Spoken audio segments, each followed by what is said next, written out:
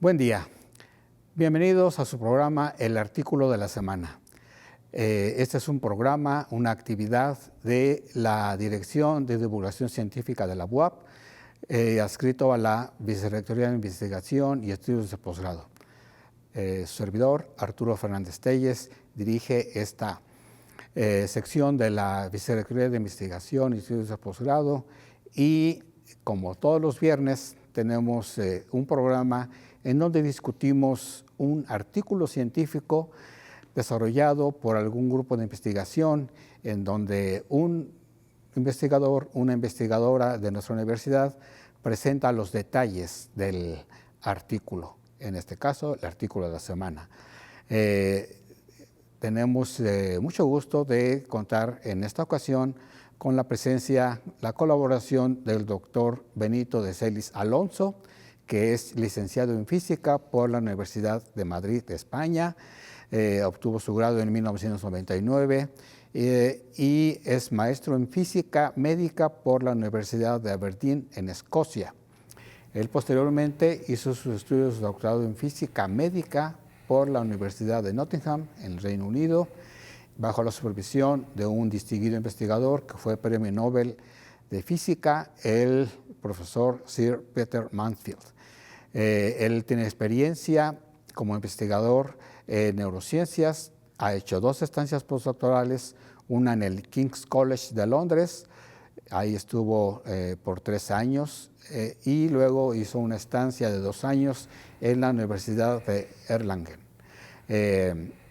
Está con nosotros en la Universidad Autónoma de Puebla, trabajando en la Facultad de Física y Matemáticas, en el Cuerpo Académico de Física Médica, y sus líneas de investigación están relacionados precisamente con el área de la física médica y las neurociencias. Es un profesor pues con una trayectoria muy amplia, es nivel 3 del SNI y en esta ocasión nos va a hablar sobre un artículo que me pareció muy interesante, que pues cubre varias áreas de la investigación, tanto en la medicina como en la física, y esperamos que sea de su agrado esta conversación con el doctor Benito de Celis. Doctor Benito, muchas gracias por estar con nosotros. ¿De qué trata este artículo? Hola, muchas gracias por tenerme aquí. Bueno, pues este es un artículo en el que estamos utilizando una tecnología que se llama resonancia magnética. Dentro de la resonancia magnética hay un montón de subtécnicas que son muy interesantes a la hora de estudiar el cerebro. La principal es la funcional, resonancia magnética funcional, y ahí, pues, utilizando las propiedades magnéticas de la sangre, pues podemos ver qué zonas del cerebro se activan cuando estás haciendo algún tipo de actividad. Entonces, en este artículo del que vamos a hablar hoy, se hizo o se aplicó esa técnica a niños controles y a niños que tenían TDAH. TDAH es trastorno de déficit de atención, hiperactividad. ¿Okay? ¿Niños de qué edades? Pues niños idealmente entre 7 y 9 años. 7 y 9 años. 7 y 9 años. Porque lo que es interesante es diagnosticar y tratar a estos niños de cara a que el futuro, el tener estas enfermedades en etapas tempranas, no les afecte. En el título del artículo se dice prepubertad. Prepubertad, sí. Exactamente, sí. Antes de los 10 años. Por lo que veo, es un artículo que se hace en colaboración con investigadores de varias instituciones, ¿verdad? ¿Sí nos puede comentar sobre este grupo de investigadores? Este grupo, o este trabajo de investigación, se ha planteado como una colaboración con la UAM Iztapalapa, la Facultad de Ciencias Físicas de UAM Iztapalapa. También se colabora, o sobre todo se hacen los estudios en el Hospital Infantil de México. Tenemos una larga historia de colaboración con el Hospital Infantil de México, de ahí que estemos estudiando niños. Y pues un trabajo conjunto de los 3, con estudiantes de física de esa facultad, con médicos que estaban rotando por el hospital, pues se hizo este trabajo de investigación. Es con médicos, sí, con físicos y se tienen expedientes de niños. Se analizan datos de personas. Sí, estos niños que participaron, pues muchos de ellos son niños que han ido ahí para atenderse de algún tipo de problema, ¿no? Y dijeron, pues ya que estás aquí, si quieres, pues gratis te podemos hacer unos escáneres si quieres participar, obviamente habiendo pasado por todos los permisos éticos y demás historias, eso es muy importante, pero entonces les invita a participar. Y muchos padres y muchos niños, solo por el hecho de poder tener unas imágenes del cerebro con la resonancia magnética, pues ya encantados de participar. Doctor de Celis, ¿usan ustedes un tomógrafo de resonancia magnética y las imágenes que obtienen les dan una información sobre algo? ¿Qué es lo principal que observan ustedes en estas gráficas? En esas imágenes. En estas imágenes. Ok, el tomógrafo o el escáner de resonancia magnética pues es un aparato que utiliza campos magnéticos y ondas de radio. O sea, es bastante inofensivo.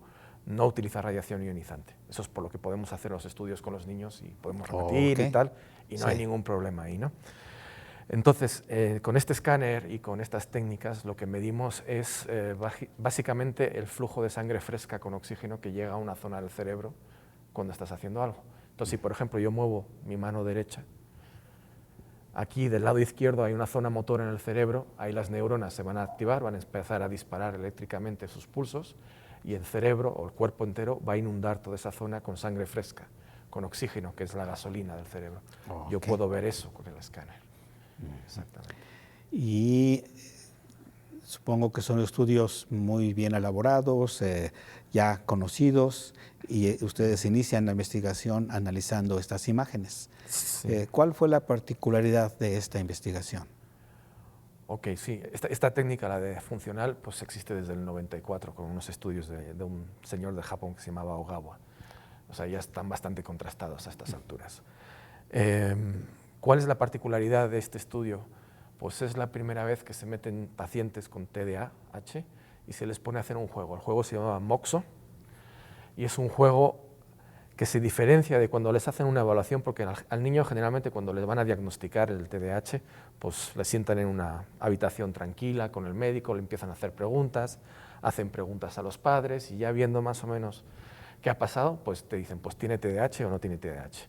Es un poco artístico, hay que tener mucha experiencia para hacer un buen diagnóstico. Esto es distinto, les damos un juego de computadora, de ordenador, ¿no? Y en ese juego de ordenador pues tienen que hacer un montón de actividades y van surgiendo visualmente y auditivamente, van surgiendo un montón de distractores. Qué interesante. Y ahí medimos lo que tardan en responder, si responden bien o no, el nivel de ansiedad, el nivel de impulsividad, todo se puede medir. ¿Y el número de pacientes, el número de participantes es importante en su análisis? Es súper importante, es muy importante. O sea, cuanto más, como la vida en general, pues cuanto más mejor, ¿no? Fueron nada más, solamente 12 niños con TDA y 12 controles. Porque generalmente se compara el enfermo con el enfermo, que tiene el desorden con la persona control, ¿no? Idealmente tendrían que haber sido muchos más. Pero bueno, es que las horas y el uso del aparato es muy caro. ¿No? ¿Y el estudio se hizo en la Ciudad de México? Se hizo todo en la Ciudad de México, en el Hospital Infantil que está ahí en Colonia Doctores. Y son partes de protocolos de investigación y pues el Hospital Infantil es un hospital que tiene que hacer trabajo clínico. Entonces el trabajo de investigación se hace pues en los ratitos, en las horas que quedan libres, muy de madrugada, por ejemplo, a veces, ¿no? Antes de empezar el trabajo normal del día. Doctor, esta investigación, este análisis se inició, me imagino, hace un par de años. Ustedes decidieron enfocarse en esta investigación hace un par de años o el año pasado. Lo digo por el tiempo que les llevó a ustedes analizar la información y decidir finalmente que van a hacer un artículo de investigación, que lo van a intentar publicar en esta revista que es la revista... en la que está publicado este trabajo es el Journal of Attention Disorders. Ajá. Que es una revista importante. Dentro de este campo, sí, de las más relevantes. Es de las más relevantes y dijeron, esto es importante, este trabajo vamos a intentar publicarlo en esta revista de alto prestigio. Entonces, esto les llevó a ustedes un tiempo. Sí. Lleva bastante tiempo. Y cuéntanos, doctor, esa pregunta se la hago a todos los invitados, su experiencia con los referees, porque una revista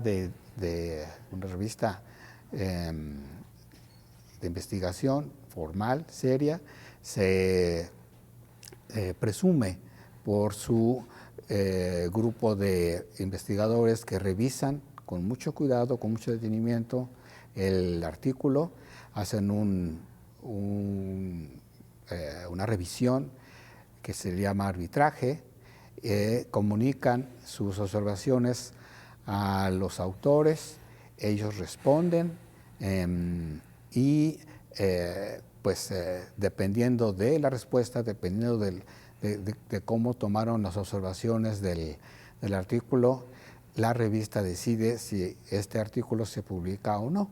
Entonces, para nosotros es importante conocer la experiencia en el arbitraje por pares. Doctor. Es un tema bastante complicado. Sí.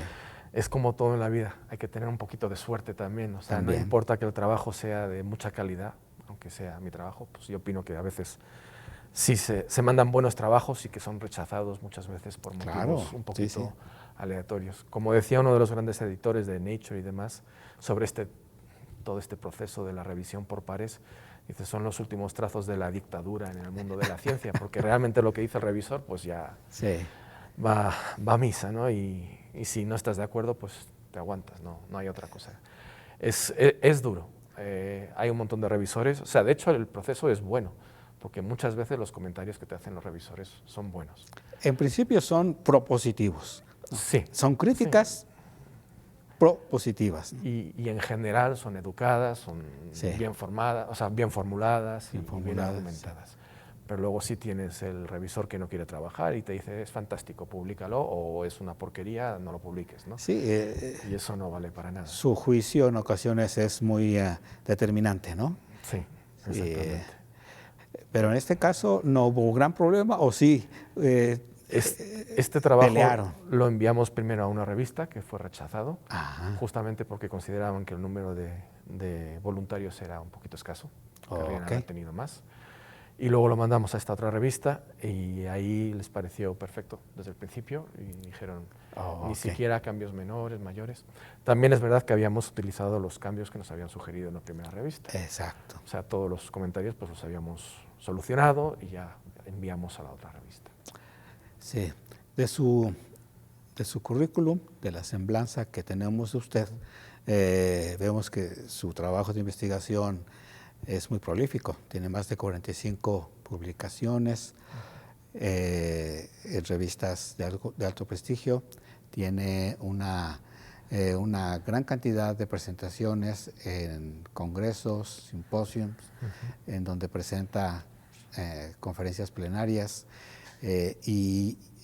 La pregunta que le quiero hacer, doctor, es si este artículo es parte de una línea de investigación o fue una idea a la que le invitaron a trabajar o es ya una línea de investigación dentro de su cuerpo académico. Es una línea de investigación, no tanto dentro del cuerpo académico, sino en mis propias líneas de investigación. Pero ya sería como el tercer artículo que hemos sacado estudiando a niños con TDAH. Entonces, sí están presentados. De hecho, si no me equivoco, hace unas semanas le dieron el premio a uno de los médicos que participaba en estos estudios, le dieron un premio ahí en un congreso de pediatría aquí en México. Perfecto, muy bien. Sí, es un proceso largo. Por su trabajo en esta línea de investigación, la neurociencia. Sobre este artículo. Justamente este artículo. No, pues es algo digno de mencionarse. Muy bien. Ya que comenté sobre el cuerpo académico, doctor, ¿sí nos puede comentar algo sobre este cuerpo académico? Que tengo entendido es un cuerpo académico consolidado. Y nos puede comentar sobre los integrantes, el tiempo que ya tienen trabajando juntos aquí en la Facultad de Físico-Matemáticas de nuestra universidad. Ok, pues nosotros nos formamos desde el 2015. 2015. Estamos formados y trabajando juntos, así que ya van a ser para 9 años. Efectivamente ya estamos consolidados. Dentro del cuerpo académico hay 3 profesores, que serían el doctor Eduardo Moreno Barbosa, el doctor Javier Miguel Hernández y luego un servidor. Y luego además tenemos 2 postdocs, el doctor Moisés Arredondo y el doctor José Gerardo Suárez. Y también tenemos un par de profesores hora clase que colaboran con nosotros, que trabajan con nosotros. Lucio Fidel. y Fernando Moreno. Y luego, finalmente, también tenemos una cátedra CONACYT que hemos retenido, que es Sí, el doctor Ever Cepeda. Sí. Y ustedes trabajan en la Facultad de Físico-Matemáticas atendiendo a la licenciatura en Física y al posgrado en Física Aplicada. Exactamente. Sí. Y en estos momentos tenemos unos 26 estudiantes de posgrado. 26 entre ustedes. Entre maestría y doctorado tenemos muchísimos estudiantes. A ver, ya sí, aprueban y ya. De maestría, doctorado. ¿En qué líneas de investigación principalmente? Claro, ahí voy a empezar hablando de mí, claro, aunque sea de mala educación, pero bueno. Yo tengo esa línea de neurociencias y luego tengo otra línea de trabajo que es de análisis de imagen médica. Aunque esto de neurociencias y análisis de imagen, pues ahí van un poquito ligadas, ¿no? También le estamos entrando ahora muchísimo a todas estas tecnologías de inteligencia artificial, redes neuronales, machine learning, para el diagnóstico, por ejemplo, de enfermedades, o para la estadificación, ¿no? Para decirte en qué parte de la enfermedad estás. Luego los colegas pues tienen trabajos en los que se modela computacionalmente la interacción de la radiación con la materia.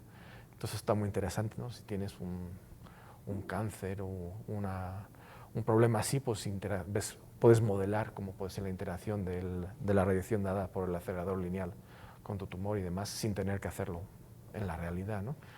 También se están desarrollando detectores de la radiación para construir equipo médico para la investigación. O para instrumentación. Medidas de constantes fisiológicas como electrocardiogramas, electroencefalogramas y demás. Análisis de esas señales, por ejemplo. Todo eso son líneas de trabajo.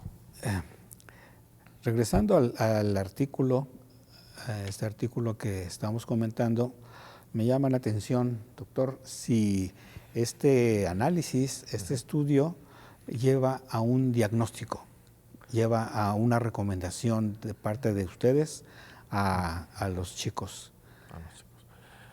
¿O no es a ese nivel el estudio? No era realmente ese el objetivo. No era el objetivo. El juego este de ordenador ya se utiliza de forma regular como un complemento al diagnóstico.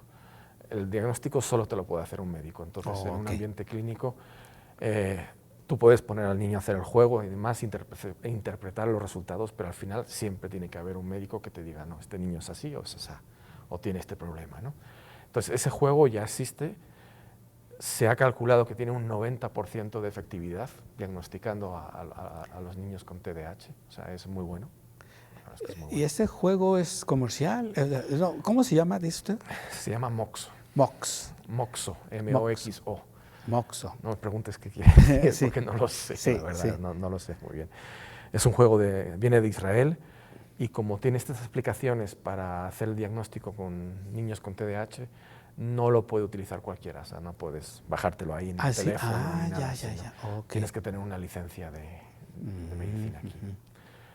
Pero eso, entonces en este juego nosotros pues, nos metimos al escáner a hacer el juego y el objetivo del artículo era más bien ver un poquito cómo funcionaba el cerebro en general cuando los niños estaban jugando a este juego y compararlo con los sanos. Ajá. Entonces, finalmente ustedes estudian el cerebro. ¿Sí? El cerebro es el tema, la materia de análisis, ¿verdad? Sí. Y en general, hablando en términos muy generales, doctor, tengo entendido que hay un gran proyecto, hay una colaboración internacional que estudia el cerebro, ¿sí? The Brain Project. ¿Sí? Human Connectome Project, también por ahí. Sí, ¿esto es parte de ese proyecto o no está conectado con este gran proyecto que existe? Yo entiendo que fue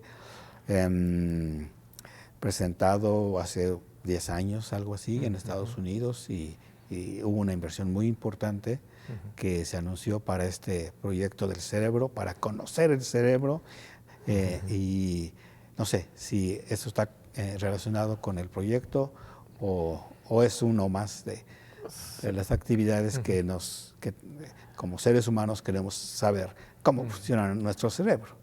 Sí, no, a ver, desgraciadamente no tiene nada que ver con el Human Connectome Project, que sería el más relacionado con esto. En ese proyecto se estudia pues eso, la conectividad entre las distintas zonas del cerebro y cómo es afectada por distintos tipos de dolencias y demás, o incluso durante un crecimiento normal, ¿no?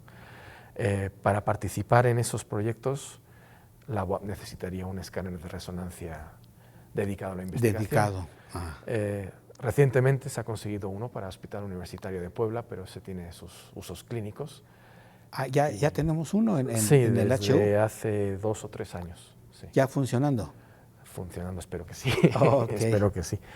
Pero ese es un equipo, es que yo colaboré en el proceso de compra del equipo. Muy bien. ¿No? Es un equipo pues, que está muy bien para sus aplicaciones clínicas, pero para investigación no va a dar el ancho. Okay. Entonces necesitas un aparato muy completo para la investigación y entonces pues sí mandas tu currículum a los señores aquí del Human Connectome Project o lo que sea y te dicen, mira, ya les puedo ofrecer imágenes. Son básicamente grandes bases de datos donde tienen grandes algoritmos y softwares para hacer análisis de grandes cantidades de datos, ¿no? Entonces puedes participar. Doctor, cuando comenté con mis colegas que íbamos a entrevistarlo, uno de ellos hizo una pregunta que muchos tenemos como padres de familia, madres, padres de familia, sobre los niños que tienen este problema de hiperactividad. Trastorno de TDAH, de atención y hiperactividad. De atención y actividad. Parece ser que se hizo moda entre los niños, en los jardines de niños, en los primeros años de la primaria, decir, mira, este niño tiene trastorno de atención, atiéndanlo. ¿Qué hay de eso? ¿Sí es cierto o es que el profesor no está preparado para atender a los niños, o son demasiados niños los que están en el salón de clases? ¿Cómo lo ve usted como físico médico? Como físico, porque soy físico, aunque sea físico médico, no soy médico, eso que conste siempre. Yo creo que el problema o la situación siempre ha estado ahí, pero es como todo, según la sociedad va evolucionando y vamos avanzando, pues ya nos fijamos en muchas más cosas. Y entonces ahora pues ya hay muchísima más prevención y uno se fija mucho más en cómo se está desarrollando el niño y entonces sale mucho más. Pero sí, un punto muy importante es esto, para lo que se hacen estos tipos de juegos y se hacen estos tipos de investigaciones, es para dar un buen diagnóstico, porque sí hay muchas tasas de equivocación, sí hay muchas cosas. Entonces, no vas a empezar a medicar a un niño en un diagnóstico equivocado, eso sería una gran equivocación. Es algo importante, ¿no? Eso. Y el hecho de tener ahora estos aparatos como los teléfonos móviles, que los niños inmediatamente empiezan a manejar y se entretienen demasiado y luego ya no quieren hacer otras cosas, ¿esto influye? Estoy bastante seguro que sí. Sí. No tengo como se dice, no he hecho un estudio específico sobre el tema, pero estoy convencido que sí. Lo veo con mis propios hijos. O sea, claro. Sus niveles de ansiedad y de tensión solamente por estar viendo unos vídeos o jugando al ordenador. Aunque también se desarrollan otras habilidades, ¿verdad? Algunos juegos son muy analíticos, son de estrategia y requieren que el niño ponga atención, desarrolle algunas habilidades. Lo comento porque, por lo que usted dice de este artículo que estamos tratando, se usó un juego de computadora para tratar de tener algún diagnóstico, tratar de entender algún funcionamiento del cerebro. ¿Cuáles son las conclusiones principales de esta investigación que se publicaron en este artículo? Ok, se vio claramente que la forma de procesar la información, porque lo bueno con la resonancia es que puedes ver todo el cerebro, todas las partes del cerebro, desde la superficie hasta las zonas más profundas. Entonces se vio que los niños que tenían este trastorno de déficit de atención tenían mecanismos o reclutaban distintas zonas del cerebro totalmente distintas o diferentes a los de los niños sanos. Y los niños sanos tenían muchísima actividad en zonas frontales del cerebro. Las zonas frontales del cerebro, que es lo que nos distingue justamente de un primate, de un gorila. Además, nosotros tenemos un lóbulo frontal y ellos no. Pues estas zonas frontales del cerebro son zonas lógicas, son las zonas que nos hacen pensar en filosofía, en matemáticas, son los de los pensamientos avanzados, por decirlo de alguna forma, ¿no? También, por tanto, como es la zona lógica y razonable, también es la zona más inhibitoria, o sea, es la zona que controla más. O sea, agarra a los caballos de todas las zonas de abajo del cerebro, que son muchísimo más emocionales, muchísimo más de supervivencia, como aliméntate o cúbrete, o no sé, relaciónate con la gente, ¿no? Entonces se vio que las actividades en los niños control, en los que estaban sin ningún tipo de problema, tenían muchísimas actividades en estas zonas centrales, que son inhibitorias, mientras que los niños con este trastorno, pues no, tenían muchísimas más actividades. Y eso es algo novedoso, es algo interesante que ustedes descubrieron. Es bastante novedoso, sí. Y es una idea, porque eso te da una idea, por ejemplo, a las industrias farmacéuticas, cómo tienen que desarrollar sus medicinas, o sea, a qué zonas del cerebro, con qué tienen que estar lidiando, ¿no? Pero sí vimos dos formas de interpretar la vida y de interpretar, bueno, en este caso es el juego, ¿no? Entre los dos grupos de niños totalmente distinto. Doctor, ¿y estos trastornos llegan a curarse, por decirlo de alguna manera, de manera natural o requieren medicamento? Pues depende una vez más del grado. Si hablamos con los médicos siempre te van a decir esto es un problema genético, ¿no? Te viene de los genes y del ambiente en el que estás. Si hablas con un psicólogo, jamás te va a decir que es genético, te va a decir que es absolutamente conductual, los padres, el ambiente en el que estás, no sé qué. Entonces ni siquiera hay un acuerdo de dónde viene esto. Pero generalmente se corrige, sí, se corrige bastante, pues a través de profesores, a través de atención paternal y demás. En casos muy graves no deja de ser un desorden, o sea, no deja de ser una enfermedad en el cerebro. O sea, hay desequilibrio ahí de neurotransmisores, hay desequilibrio en conexiones y demás, entonces sí tienes que hasta cierta forma medicarte, pero sí se puede corregir, sí se puede corregir. De hecho, desaparece generalmente en la edad adulta. Comentó usted que uno de los autores de este artículo es estudiante de la Universidad Metropolitana. Sí. ¿De doctorado, de maestría? De maestría. Tiene una maestría en física médica ahí. Muy bien. Y pronto se va a graduar. Sí. ¿Usted es sinodal o asesor del chico? De este en concreto no. Ahora estoy justo de sinodal de otro, pero de este concretamente no.